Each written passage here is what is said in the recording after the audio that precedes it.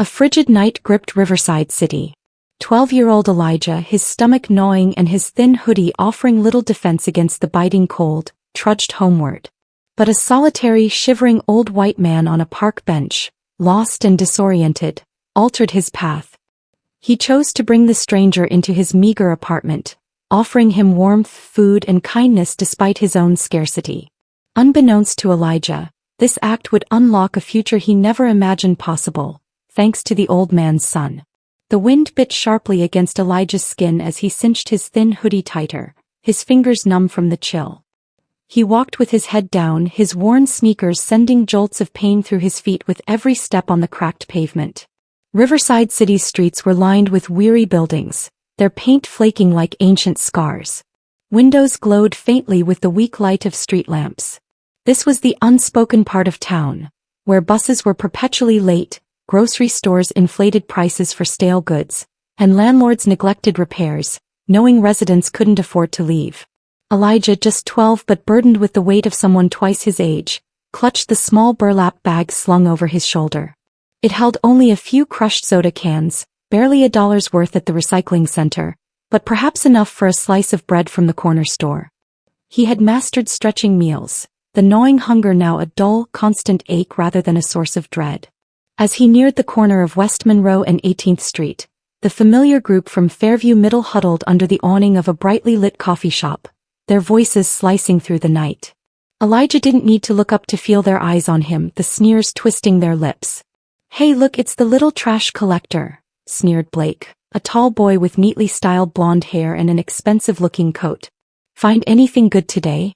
Maybe a new pair of shoes." Laughter erupted. Elijah clenched his jaw, continuing his stride. He knew better than to retort. People like them, kids who'd never known hunger, never scrounged for food, would never comprehend. Another voice, softer but equally cruel, chimed in. "Maybe if you smile, someone will throw you a few pennies. Or maybe not." Blake snickered. "Nobody tips street rats." Elijah's stomach twisted, but he didn't falter.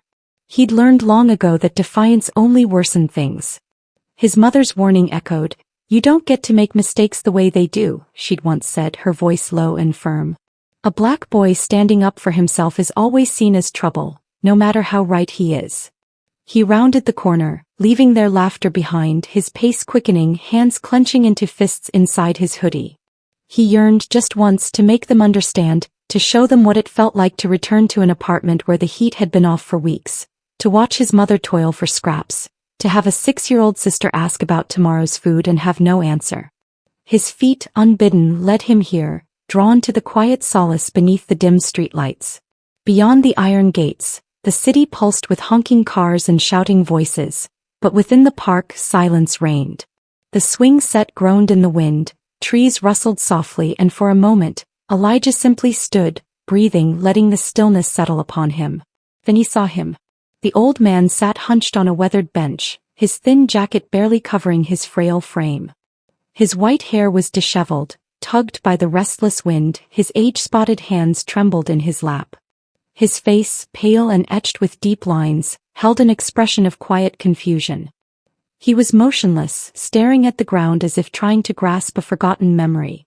Elijah hesitated, his body instinctively urging him to keep going. This wasn't his burden. He had enough worries. An empty stomach, overdue bills, an exhausted mother, a sister who needed more than he could give. But something about the man's small, lost demeanor made Elijah pause. He stepped forward, clearing his throat. "Sir." His voice felt too loud. The old man didn't stir.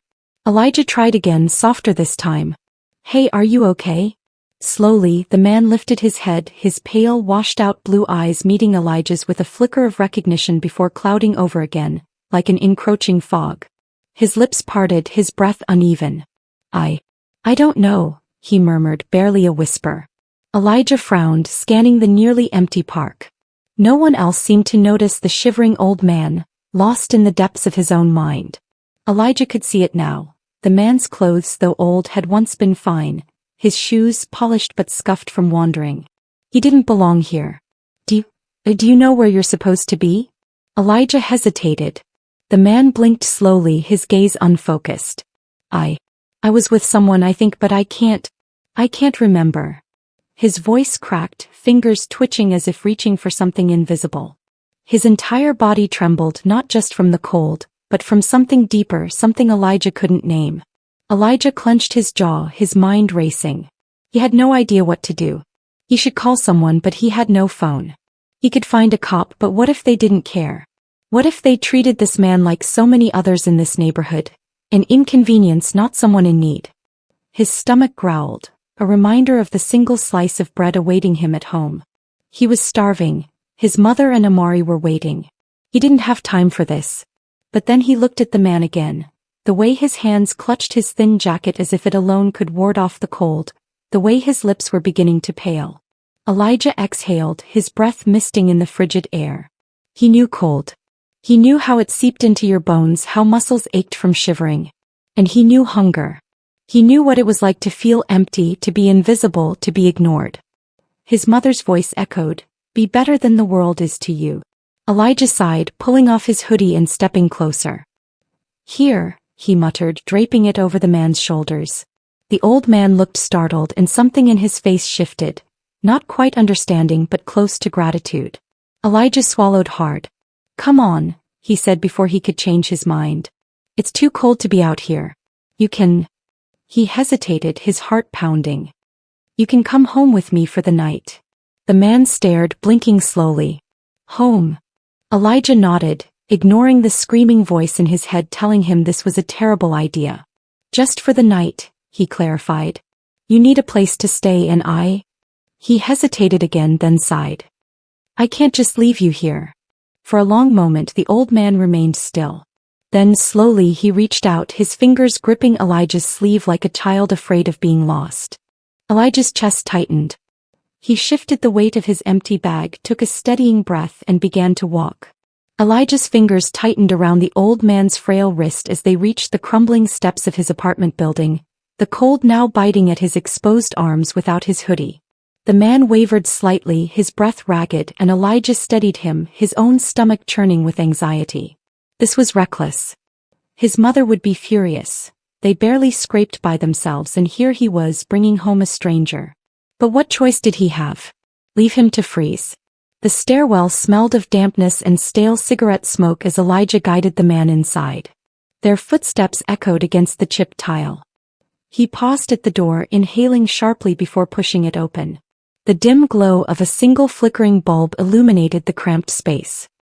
His mother sat hunched at the kitchen table, buried under a pile of papers, bills most likely, her dark curls disheveled, exhaustion etched onto her face. Amari sat cross-legged on the couch, her small hands clutching a worn picture book.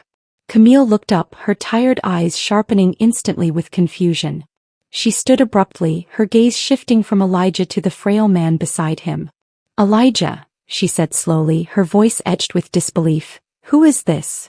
Elijah swallowed hard, stepping slightly in front of the old man's trembling frame, positioning himself between his mother's wary gaze and the stranger. "I found him at the park," he said, trying to keep his voice steady. "He was alone, freezing. He doesn't remember where he's supposed to be." He shifted uncomfortably under her stare. "I couldn't just leave him there." Camille's expression flickered between frustration and something softer, something Elijah recognized. The part of her that clung to kindness even when the world had given her every reason to abandon it. She sighed, rubbing a hand over her face. "Elijah, we don't have..." She stopped herself, looking at the man again. He was shivering, his hands twitching at his sides, his lips tinged pale. He looked so small.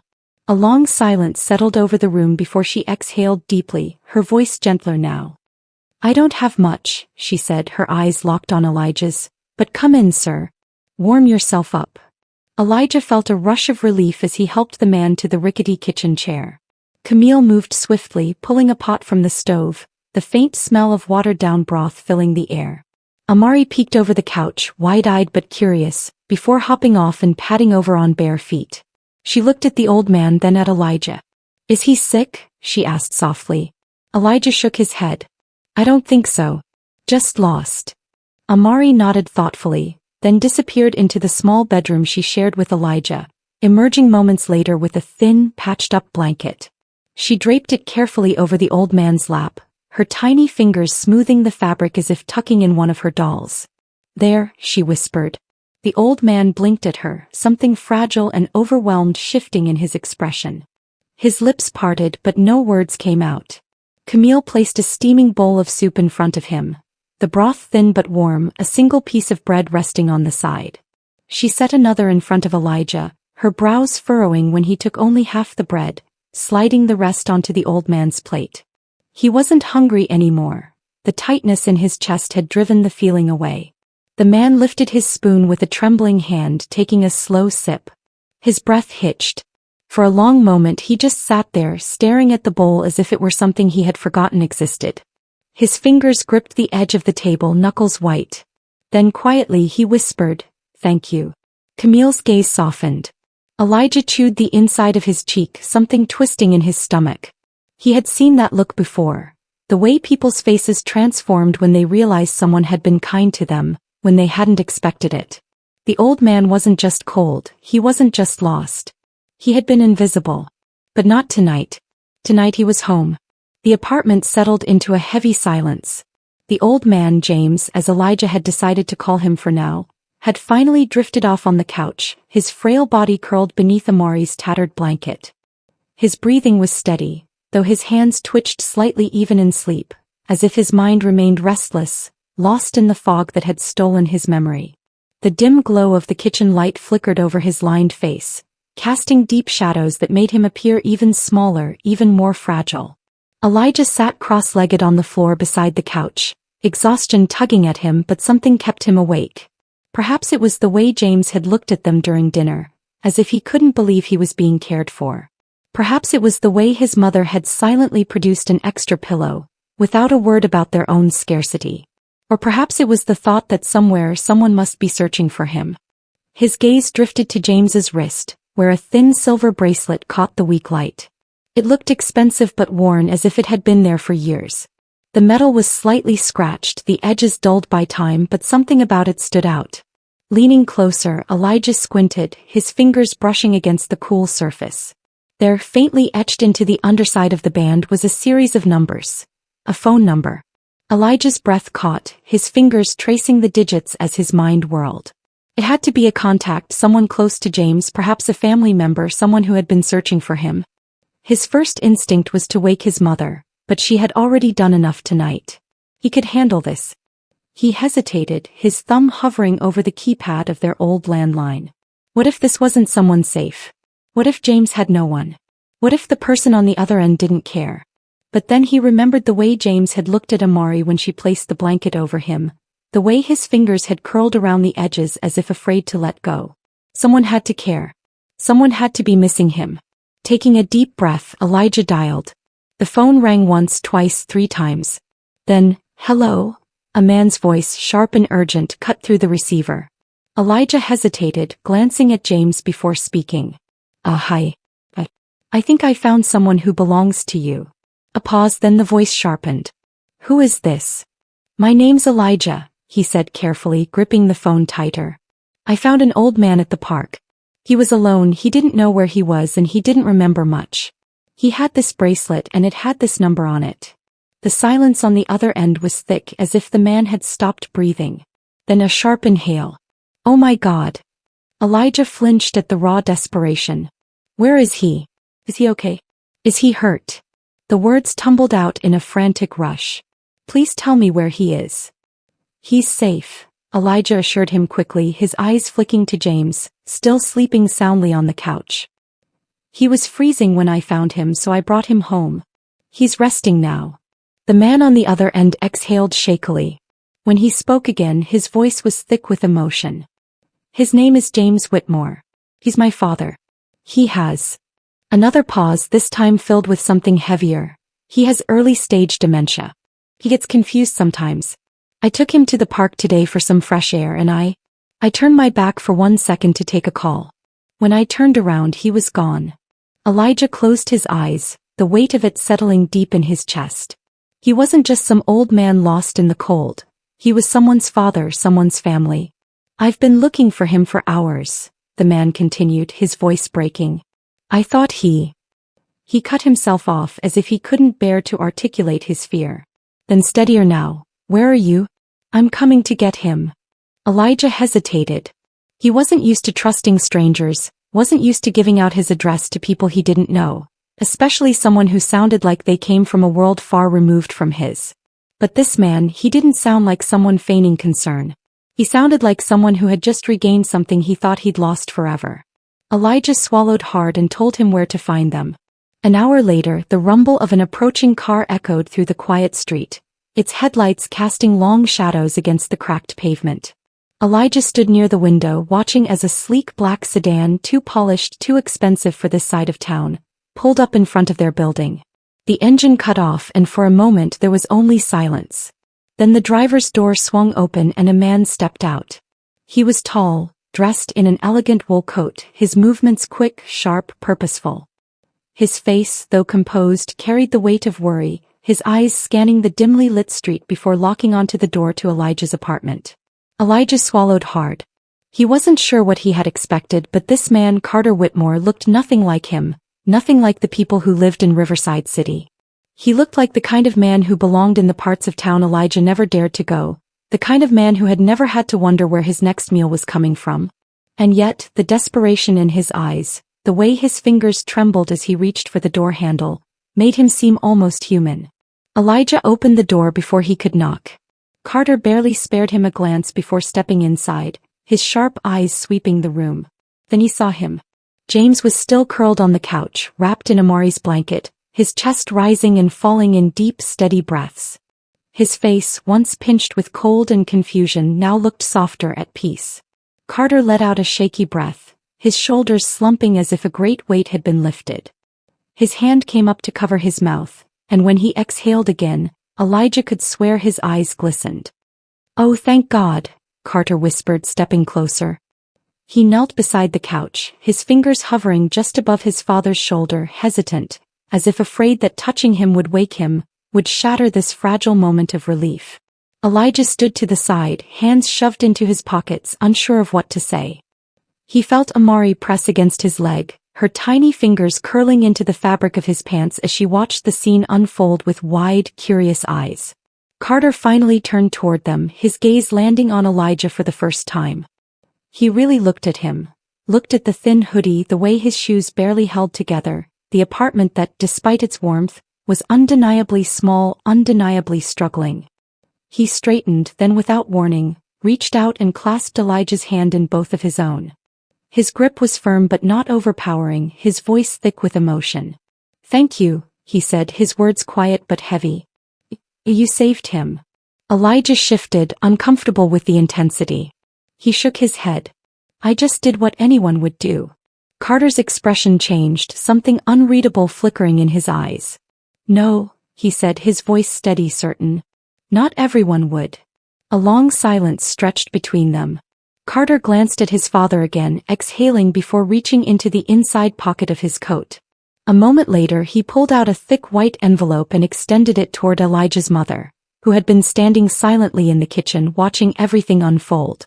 She stiffened immediately, her arms crossing over her chest. "I can't take that," she said, her voice firm but not unkind. "We don't take handouts." Carter's lips quirked upward, something almost amused in his expression, but his voice remained gentle. "It's not a handout," he said simply. "It's a thank you. A real one." Elijah watched as his mother hesitated. He could see the way her fingers twitched, the way her jaw clenched slightly, the same way it always did when she was caught between pride and necessity. But then she glanced at Elijah, at Amari, at the flickering light above them, and something in her shifted. Slowly, almost reluctantly, she reached out and took the envelope. Carter gave a small nod, then looked back at Elijah. "And you," he said, his voice softer now, "are you in school?" Elijah froze, his stomach twisting. He glanced at his mother, who looked away. Carter's gaze sharpened as if he already knew the answer. "Do you want to be?" Elijah's throat felt tight. He wanted to say yes, God, he wanted to say yes, but wanting something didn't make it possible. He cleared his throat, shrugging. "I mean, yeah, but we don't exactly have..." Carter cut him off with a small smile. "You do now." Elijah's mouth opened, but no words came out. "I'll cover it," Carter continued, his tone leaving no room for argument. "Tuition, supplies, whatever you need. All I ask is that you keep doing what you're doing.